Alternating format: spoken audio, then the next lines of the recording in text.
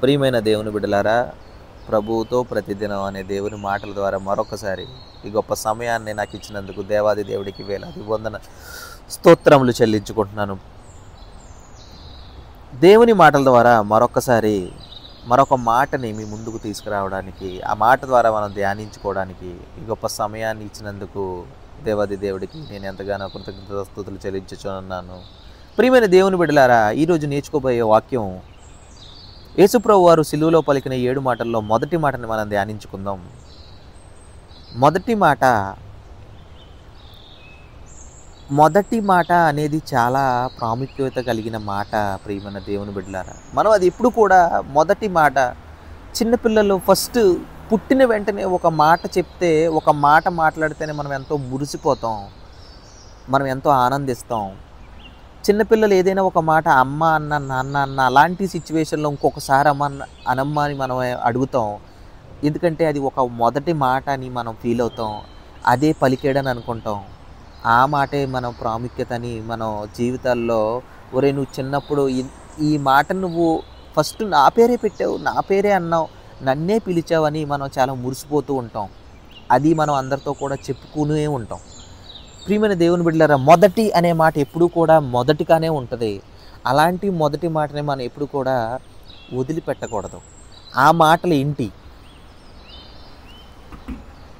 మన జీవితాలకి ఆ మాట ఎంత ఇంపార్టెంట్, మన జీవితాలకి ఆ మాట వల్ల మనకు కలిగే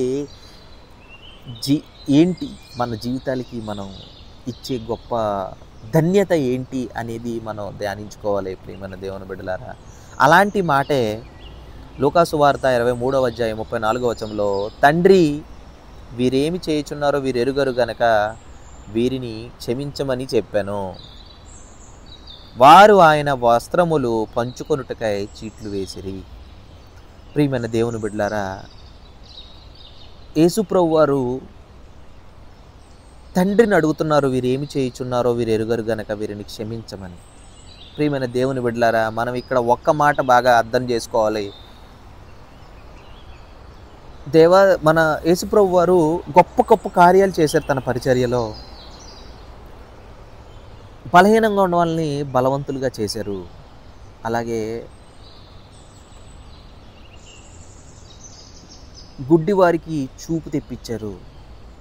అలాగే ప్రతి ఒక్క మాట ద్వారా కూడా ఆయన ఎలా బతకాలనేది మనకి నేర్పించారు దేవుని బిడ్డలారా. కానీ అలాంటి సమయంలో అన్నీ తెలిసిన యేసుప్రభు వారికి తండ్రిని అడగాల్సిన పరిస్థితి ఎందుకు వచ్చింది? తండ్రిని వీరేమి చేయుచున్నారు వీరు ఎరుగరు గనక అనే మాట ఎందుకు వాడాలనిపించింది? ఎందుకు ఆ మాట చెప్తున్నారు? ఆయనకి సమస్తము తెలుసు కదా, ఆయన ఎన్నెన్నో అద్భుత కార్యములు చేశారు కదా, ఆయన ఎన్నెన్నో మంచి పనులు చేశారు కదా. మరి అలాంటి యేసుప్రభు వారికి వారు ఏం చేస్తున్నారో నిజంగా తెలీదా? మనం అర్థం చేసుకోవాలి బిడ్డలారా. నిజంగా తెలీదా అలాంటి మాట? వాళ్ళు ఏం చేస్తున్నారో నిజంగా తెలీదా? ఎందుకంటే ప్రియమైన దేవుని బిడ్డలారా, ఒక్కసారి ఆలోచించండి. ఆయన ఫస్ట్ మనిషి రూపంలో వచ్చి ఒక మనుష్యుడిగా మనం ఏమేమైతే పనులు చేయగలమో ఆయన మనకి చెప్పడానికి, ఆయన ద్వారా మనం పరలోక రాజ్యమందు నిత్య జీవం పొందడానికి ఆయన ఈ భూమి మీదకి వచ్చినప్పుడు, ఆయన మనల్ని ఆయనతో పాటు తీసుకెళ్ళడానికి ఆయన ఇక్కడికి వచ్చినప్పుడు, అలాంటి మనుష్యుడు తండ్రిని మరణపు అంచుల్లో ఉన్నప్పుడు వీరేమి చేయుచున్నారో వీరు ఎరుగరు గనకని క్షమించమని చెప్పాను. అంటే ఇక్కడ మనం ప్రతిరోజు ప్రార్థన చేస్తూ ఉంటాం, దేవుడు మనతో ఉన్నాడని అనుకుంటాం. కానీ ప్రార్థన చేసి విసిగిపోయి మనకి ఇంకా జవాబు రాలేదని అనుకుంటాం. అలాగే చాలామంది కష్టాల్లో ఉన్నప్పుడు కూడా దేవుడిని వదిలిపెట్టి, నా ప్రార్థన వినట్లేదు అనుకుని మనం దేవుడిని వదిలిపెట్టేస్తాం. ప్రియమైన దేవుని బిడ్డలారా, ఒక్క మాట మనం జ్ఞాపకం చేసుకోవాలి. ప్రతిరోజు మనల్ని ఆయన వదిలిపెట్టడానికి రాలేదు, మనల్ని ఆయనతో పాటు తీసుకెళ్ళడానికి, మనం ఆయనతో పాటు ఉండడానికి మాత్రమే ఆయన మనకి సహాయం చేస్తున్నారు. ప్రియమైన దేవుని బిడ్డలారా,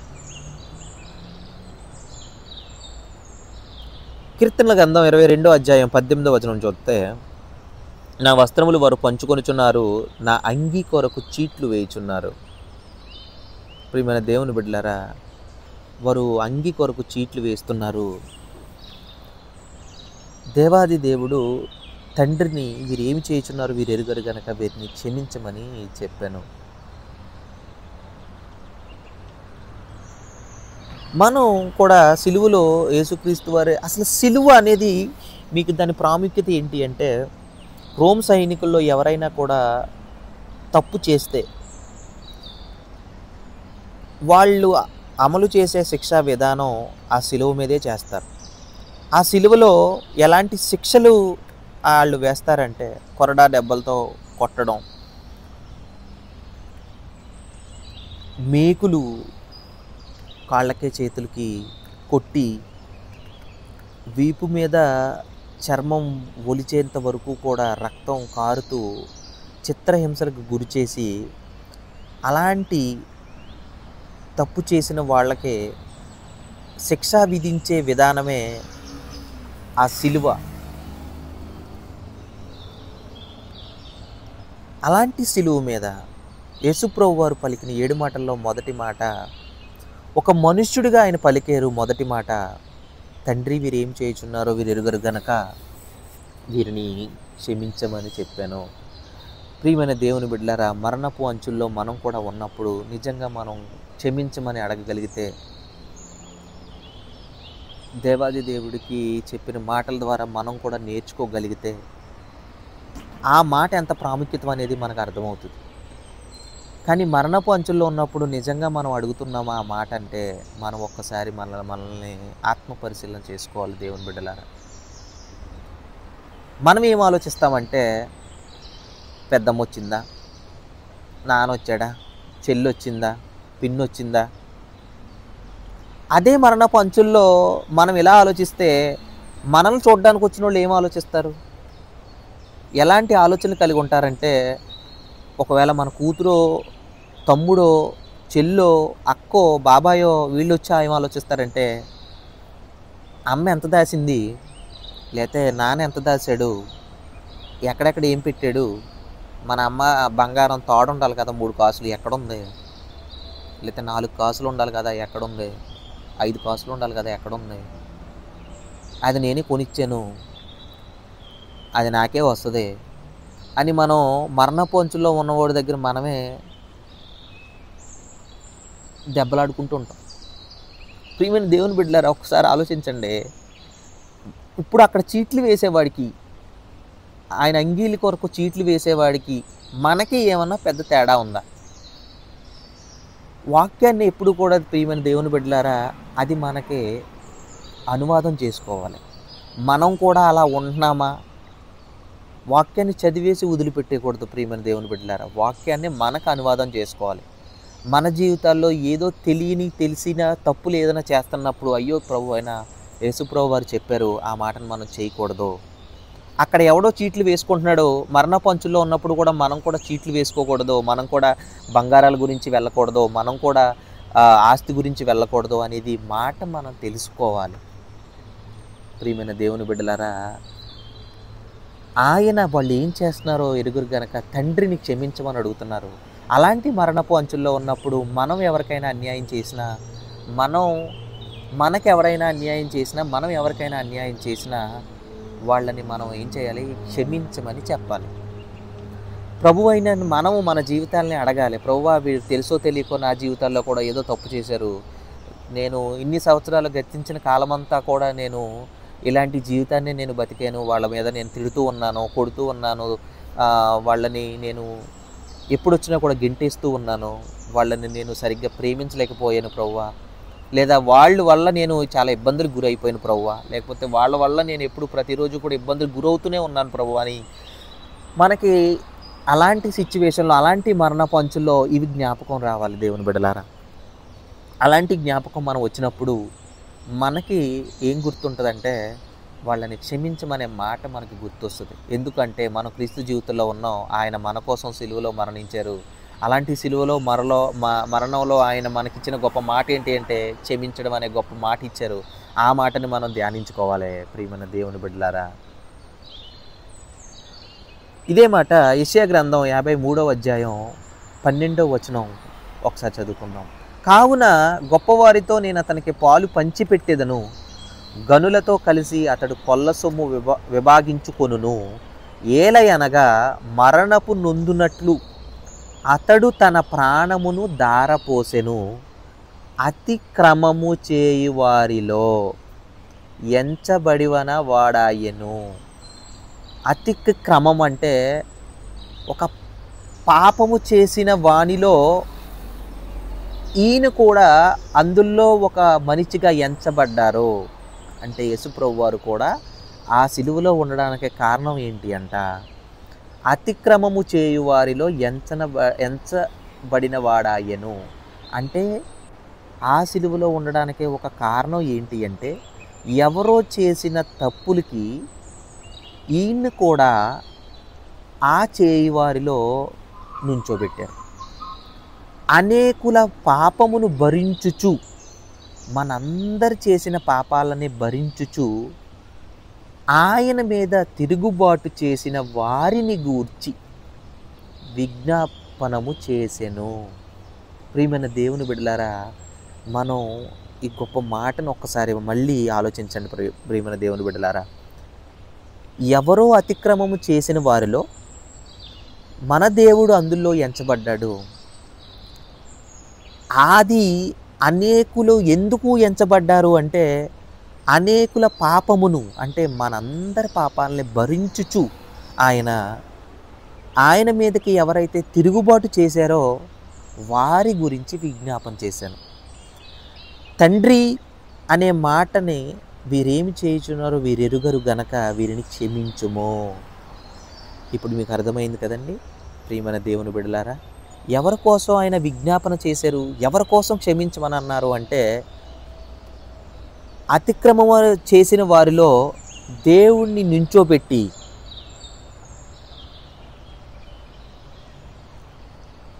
ఆయన కూడా అక్కడ శిక్షావిధిలో నుంచోబెట్టి, ఎవరైతే మనుషులు ఉన్నారో, ఎవరైతే అక్కడ అనేక పాపాలు చేసిన మనుషులు ఉన్నారో వాళ్ళ గురించి ఆయన తండ్రి వీరేమి చేయుచున్నారో వీరెరుగరు గనక వీరిని క్షమించుము అనే మాట చెప్పారు. ప్రియమైన దేవుని బిడ్డలారా, మనం కూడా ఆలోచించాలి. ఏ తప్పు చేయలేని ఆయన శిక్షావిధిలో ఒక దోషిగా నిలబడ్డారు. ఆయన ఏ తప్పు చేయలేని, కనీసం ఒక పాపాన్ని కూడా ఎరగలేని ఆయన ఆ శిక్షావిధిలో ఎవరో అతిక్రమం చేసిన వారితో కూడా ఆయన సిలువలో నిలబడ్డారు. ఆ ఎవరో ఎందుకు ఆయనతో పాటు కూడా వచ్చారు అనేది యేసుప్రభు వారు పలికిన రెండో మాటలో కూడా అది మనం ధ్యానించుకోవచ్చు. అతిక్రమము చేయువారిలో అంటే ఎవరో అక్కడ చాలా దుర్మార్గాలు, దారుణాలు, దోపిడీలు, దొంగతనాలు చేసిన వారిలో కూడా ఈయన్ని తీసుకెళ్ళి నుంచోబెట్టారు. ప్రియమైన దేవుని బిడ్డలారా, ఇది మన జీవితానికి అనుగుణంగా మనం ఊహించుకుంటే, ఎవరో చేసిన తప్పుకు ఒక్కొక్కసారి మనం కూడా అటువంటి పరిస్థితిలో ఉన్నప్పుడు, ఎవరో చేసిన తప్పుల్లో కూడా మనం కూడా ఒక్కొక్కసారి భాగమైనప్పుడు, మనం చేయలేని తప్పుకు కూడా ఒక్కొక్కసారి నిందలు మనం పడాల్సి వస్తుంది. అలాంటి నిందలు మనం పడుతున్నప్పుడు మనం చేయాల్సిన ఒక తిరుగుబాటు ఏంటి అంటే, తిరుగుబాటు అని నేను ఎందుకు అంటున్నానంటే, మనం తిరుగుబాటు అనేది ఈ పదం దేవునికి మనం తిరుగుబాటుగా వాళ్ళని, అలా చేసిన వారి గురించి మనం విజ్ఞాపన చేయాలి. అంటే వాళ్ళను కూడా మనం భరించుచు, ఎవరైతే మన మీదకి తిరుగుబాటు చేశారో, ఎవరైతే మన మీద నిందలు మోపారో, ఎవరైతే మనల్ని తిట్టారో, అలాంటి తిరుగుబాటు చేసిన వాళ్ళ గురించి మనం విజ్ఞాపన చేయాలి ప్రియమైన దేవుని బిడ్డలారా. అందుకే మరణపు అంచుల్లో మనం ఉన్నప్పుడు కూడా, మనకి ఎటువంటి పరిస్థితిలో ఉన్నా, ఎలాంటి కష్ట పరిస్థితిలో ఉన్నా, ఎలాంటి క్లిష్ట పరిస్థితుల్లోనూ, ఏ విధమైన సిచ్యువేషన్లో ఉన్నప్పుడు కూడా మనం దేవాది దేవుణ్ణి విజ్ఞాప ప్రార్థన చేస్తూ ఎవరైతే మనకు అన్యాయం చేశారో వాళ్ళని క్షమించమని చెప్పాలి ప్రియమైన దేవుని బిడ్డలారా. అలాంటి మాటల ద్వారా మరొక మాట మత్తయి సువార్త 27వ అధ్యాయంలో ఒక మాట ఉంటుంది. ఎవరు అతిక్రమం చేశారు అనే మాట ఏంటి అంటే, మరియు కుడివైపున ఒకడును ఎడమ వైపున ఒకడును ఇద్దరు బందిపోటు దొంగలు ఆయనతో కూడా సిలువ వేయబడిరి. ఎవరండి ఇప్పుడు? ఇద్దరు దొంగలు. అతిక్రమము చేయు వారిలో ఎవరైతే చేశారో వాళ్ళు ఇద్దరు దొంగలు. ఇద్దరు దొంగోళ్ళతోనూ ఇద్దరు బందిపోట్లతోనూ వాళ్ళని కూడా ఆయన్ని సిలువ మీద నించోబెట్టారు. అలాంటి నించోబెట్టిన సిచ్యువేషన్లో ఆయన అంగీ కోసం చీట్లు వేసుకున్న పరిస్థితుల్లో దేవాది దేవుడు ఈ మాట చెప్పారు. వీళ్ళు ఏం చేస్తున్నారు వీరు ఎరుగరు గనక వీళ్ళని క్షమించమని చెప్పారు. అలాంటి జీవితాలు నిజంగా మనలో ఎప్పుడైనా మనకి కలిగినప్పుడు మనం తీసుకోవాల్సిన నిర్ణయం, మనం తీసుకోవాల్సిన మాట ఏంటి అంటే క్షమించమనాలి. ఇందులో 2 గొప్ప మాటలు ఆయన మనకి చెప్పారు. మరణపు అంచుల్లో ఒక వ్యక్తికి కలిగిన పశ్చాత్తాపమే ఆ క్షణమే ఒక జీవితాన్ని మార్చేసింది. నిజంగా అలాంటి జీవితాన్ని మార్చడానికి మనం కూడా సిద్ధపాటు కలిగి ఉన్నామా? మనం కూడా ఆయన మాటల ద్వారా మనం కూడా ఎదగడానికి సిద్ధపాటు కలిగి ఉన్నామా అనేది మనం ధ్యానించుకోవాలి ప్రియమైన దేవుని బిడ్డలారా. అట్టిబట్టి క్షమాపణ జీవితమే మనకు క్షమాపణ అని తెలుసుకోవాలి. అదే మనకి విడుదల అని కూడా మనం గ్రహించాలి. ఎటువంటి పాపాత్ములైనా చివరికి ఆయనను సిలువ వేసిన వారినైనా కూడా క్షమించగలగ ప్రేమ స్వరూపి ఎవరైనా ఉన్నారంటే అది మన దేవాది దేవుడు.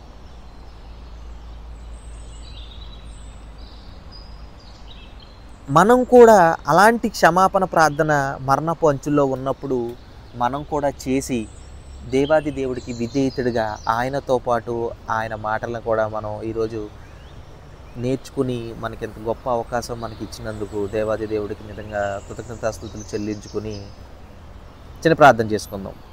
పరిశుద్ధుడా, నా ప్రియపరలోకపు తండ్రి, నీ ఘనమైన నామానికి వేలాది వందనాలు, స్తోత్రాలు ప్రభువా. అవును ప్రభువా, ఈ ఉదయకాల సమయంలో మరొకసారి నీ వాక్యాన్ని ధ్యానించుకోవడానికి మాకు ఇచ్చిన గొప్ప సమయాన్ని బట్టి నీకు వందనాలు ప్రభువా.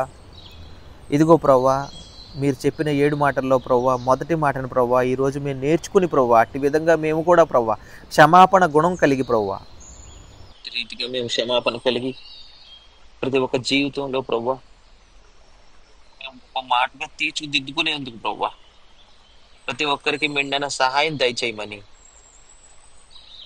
ఈ మాటల ద్వారా మేము ప్రతి ఒక్కరం కూడా ప్రభువా జీవితంలో ఎదగడానికి సహాయపడమని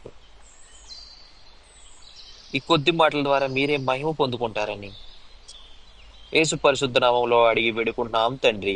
ఆమేన్.